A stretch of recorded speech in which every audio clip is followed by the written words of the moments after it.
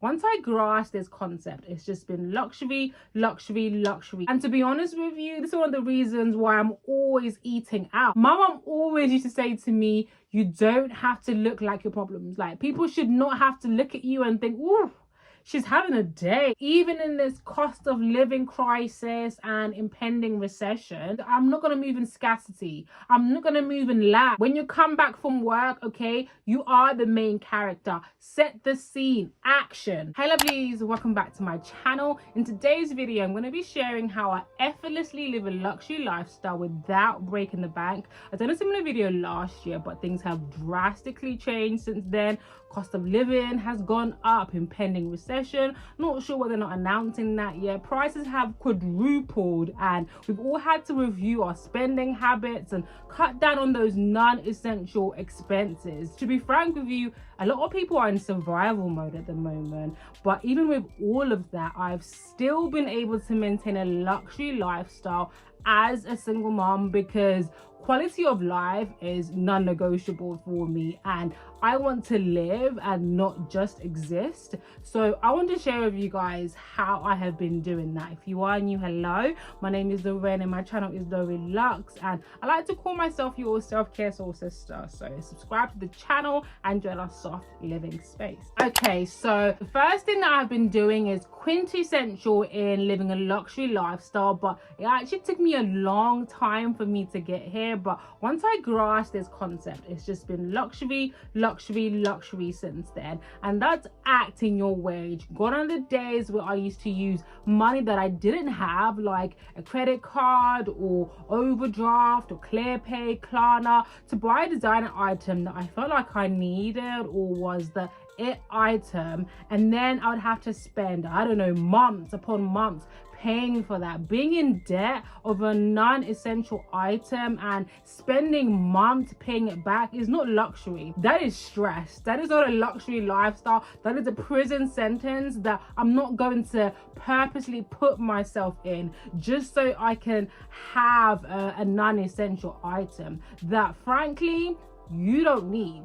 You are not going to die if you don't have that Louis Vuitton bag or if you don't have that Chanel handbag, okay? I had to define what luxury meant to me, because what luxury meant to some of the luxury influencers that I was following and where I was financially just did not match, okay? They could effortlessly go and buy these expensive items without batting an eyelid. And then here I go with my normal job way, think that I could also act on that level. It just did not make sense. For me, luxury is comfort. Luxury is ease and also a certain level of exclusivity. And I'm not talking about tangible items. I'm talking about my time. I'm talking about my space, my relationships, my friendships. So by me understanding what luxury meant to me, I was able to do things or buy things that made me feel comfortable, that provided that life of ease, that provided that exclusivity without having to spend thousands and thousands of pounds to acquire that. For example, when I'm talking about comfortability, I don't want to worry about the man knocking on my door, okay? It's so important for me to make sure that all my bills are paid on time. I don't want to be worrying about when am I going to pay for this bill, when am I going to get money to cover this cost, because I prioritize something that's not an essential cost. I make sure that all those essential expenditures are on a direct debit, like my mortgage, gas and electric. It's just automatic. I don't want to have to think about it. I just want to be peaceful and not to be stressed out, you know, thinking, you know, I'm gonna get a phone call, I'm gonna get a letter, or, you know, someone's gonna be knocking at my door or whatever. Just being comfortable with what I have. As long as my needs are being met first and foremost, okay, everything else that comes after that is a luxury. I know that I can't take the pressure, so I make sure that I mitigate that. I put measures in place to ensure that I don't get to that place. That's comfortable for me. That's luxury to me. That's ease for me. I've mentioned this previously that I'm a dreamer. I just love to dream about the woman that I want to be, because I haven't reached my highest self yet. I am on that journey, and the dream life that I'm creating for myself, that sometimes this consumed me so much that I spent so much time focusing on that I wasn't living for the now. I wasn't being intentional about my day-to-day life because I was too focused about where I was going. And I actually touched on this in a webinar I'd done previously, the Becoming Her webinar, that being too focused on your goal and how you're going to get there is a masculine trait. As women, we should create and not build. We should be led by our feelings, not let our feelings and emotions take over us, but allow our emotions to keep us in an anti-struggle state. Because when you're doing that, you're living a more intentional life. You're just being. So once I figured out how to work from my dreams and not to my dreams, I was able to become that woman today and actually enjoy and romanticize my everyday life. So instead of just focusing on my dream woman and the person that I wanted to be and the life that I wanted to live, I started focusing more on that dream woman's habits, what she did, how she spent her time, her routines, and implementing them now and enjoying the small things in life. I'm actually gonna do a whole video on romanticizing your everyday life, so stay tuned for that. But the way that I do it is I view myself as the main character every single day. Even main characters, by the way, have good days and bad days. So that's not to say that I'm not allowing myself to sit in an emotion and if I don't feel good or if I'm going through something. No, because even main characters have ups and downs. But as a main character in my own movie, how do I see my everyday life? You know, I love the idea of just slowing down and not rushing. So I try my best to implement that, not setting an alarm so I can wake up, allowing my body to just naturally wake up when it feels ready to, or my baby, depending on the day, and just taking my time. I feel like a lot of times we are just in a rush, go, oh, I have to go to work, I have to go here, I have to do this and I have to do that. And I remember when I was actually still working, this was a running joke because I was always late and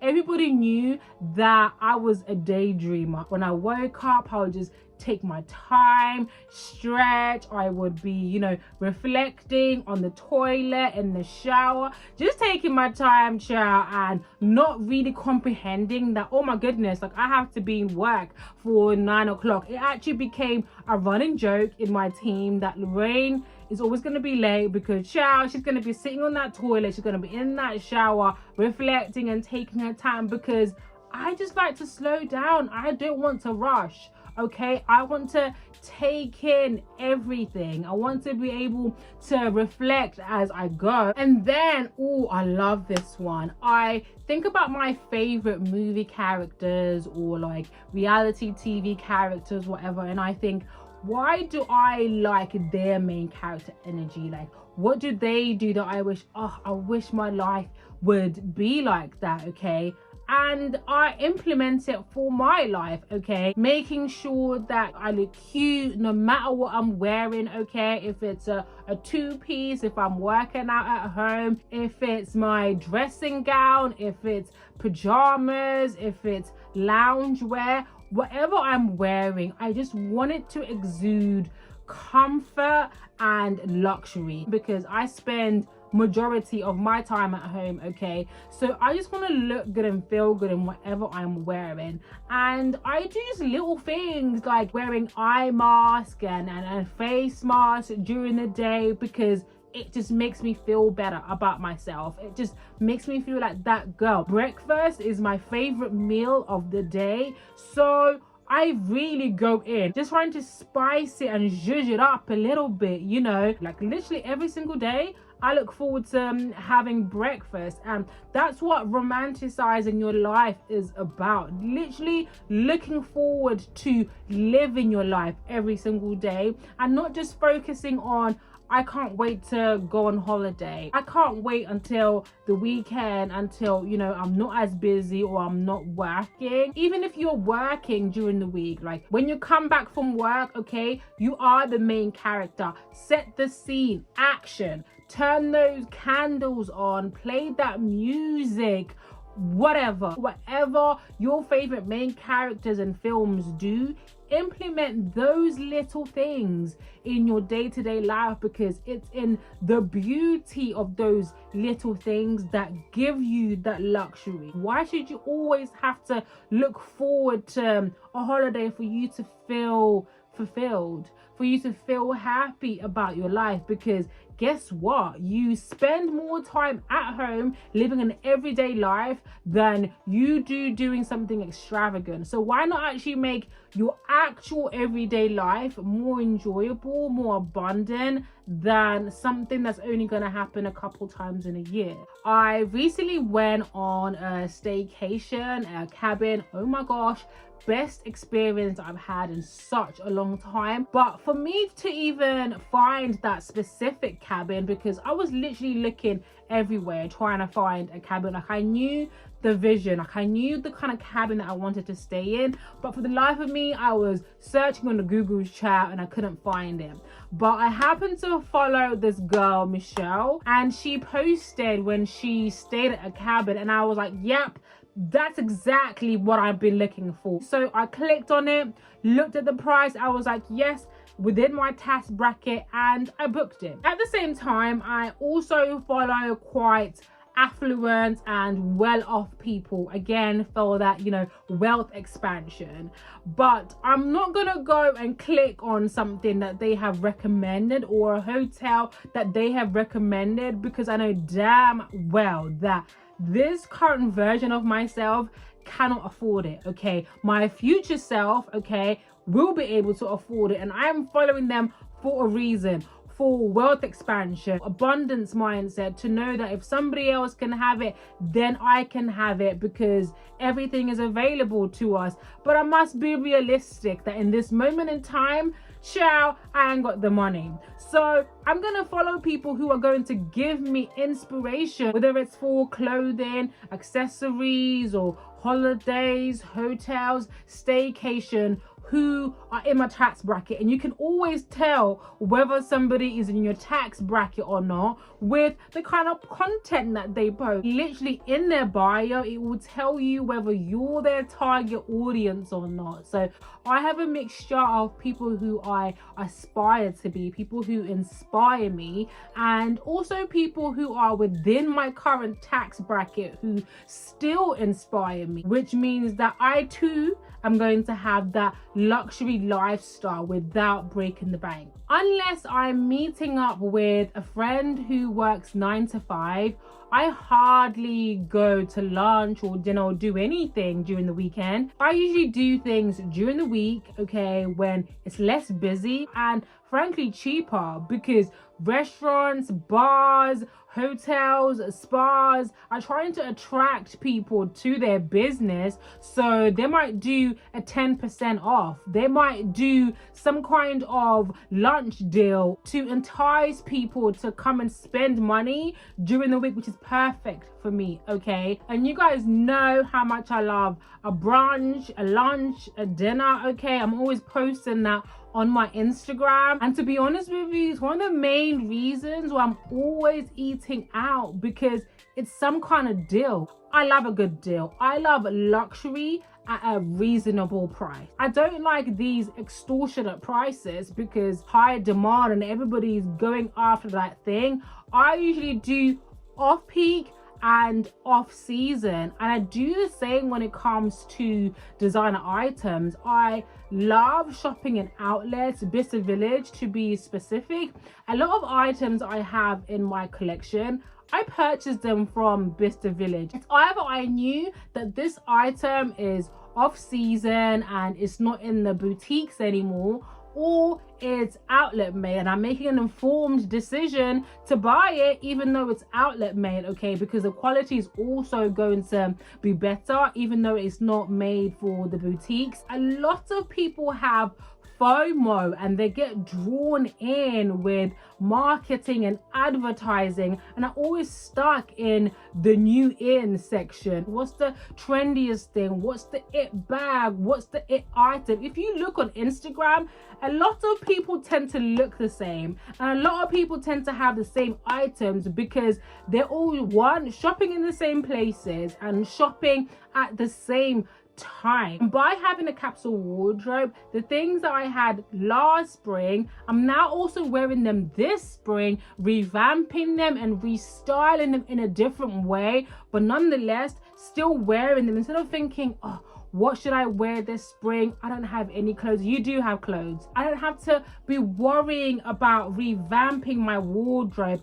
It doesn't mean that I can't buy a new item here and there, but I don't need a whole new spring wardrobe or a whole new autumn wardrobe every single season, because I haven't invested in high quality items. Number one, I have invested in things that are my own personal style, things that even if they are trendy, I know that they are within my personal style, and I will still wear them 3-4 years in advance. I also like to do high-low styling. For example, I'm wearing this off-white t-shirt, and I've got this ASOS blazer which I've had for a couple of years now, the best investment I've ever made. So I've got something that's quite high-end and something that's high street fashion, but still amazing quality. And it doesn't even mean that it has to be designer. It could literally be something that I bought from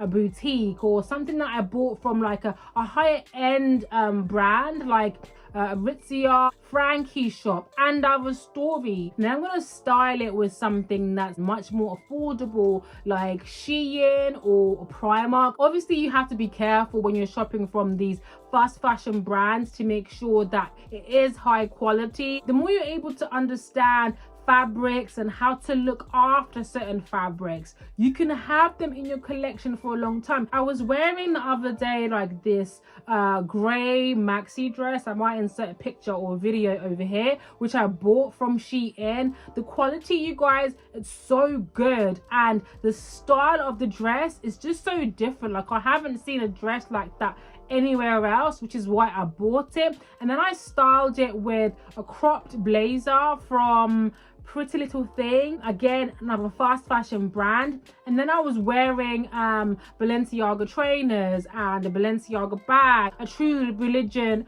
dad hat. The amount of people that were asking me on my Instagram, where did you get that blazer? Where did you get that dress? Because it is not generic. It is not something that you just going to find in the new in section. The reason why I feel that I look expensive and put together and elevated is because I have mastered the art of high-low styling. And on that note, never look like your problems, okay? My mom always used to say to me, you don't have to look like your problems. Like, people should not have to look at you and think, ooh, she's having a day. Like, life must be hard, okay? Because of the way you present yourself, because of the way you carry yourself, because of your energy, because of the things that you wear. I've done a reel on Instagram using an audio about like, people sometimes don't believe that you're broke because you don't look broke. You look broke. I refuse to look like my problems.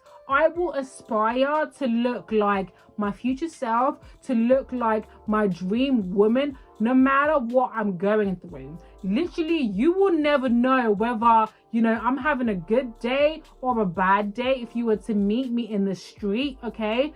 Because I'm gonna be put together. One thing about me, okay, I'm gonna show up. And that's one of the easiest way of romanticizing your life. It's one of the easiest way of having a luxury lifestyle without breaking the bank, because you exude luxury by the way that you're dressed and the energy that you present with. You need to have that main character energy about you, that when you walk in the room, that's Lorraine. She has arrived, ladies and gentlemen, because I'm not looking like my problem. When you're truly at peace, that no matter what comes your way, you are not phased, or you're not that phased, because you know that it is just a blip in your story. This is just a simple dot in your story. Things gonna be alright, okay? Things will work themselves out eventually. Having that level of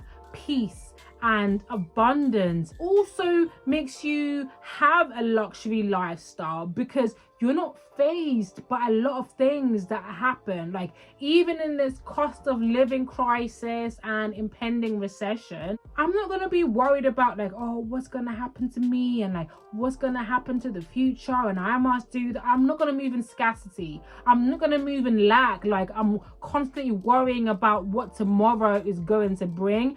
I know that my life is going to be good regardless. Like, I might not know why, I might not know how.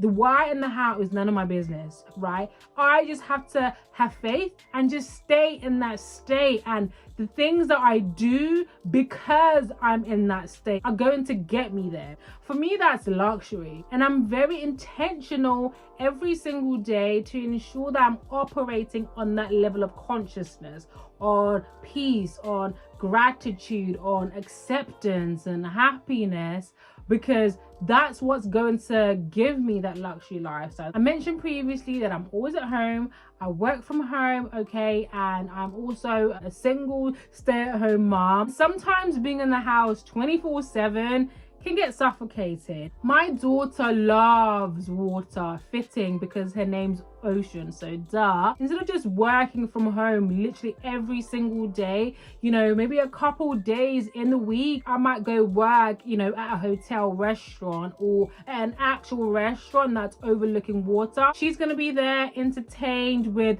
the views. I'm gonna be calmed by the environment and also being productive, because I'm also working at the same time. Sometimes you need a change in environment. It's just important for wealth expansion to be surrounded by things that might seem out of reach for you in your current reality, but you know that you aspire to, that you know that you want. Even just driving around in affluent areas, looking at the houses, restaurants, the shops, boutiques, it just opens my eyes to what's out there and not just what I'm used to. It makes my vision clearer of where I'm going and where I want to be, and also gives me ideas of like cute boutiques, you know, or like restaurants that I would never come across because I'm just so used to going to the same places. Changing my environment, also wealth expansion is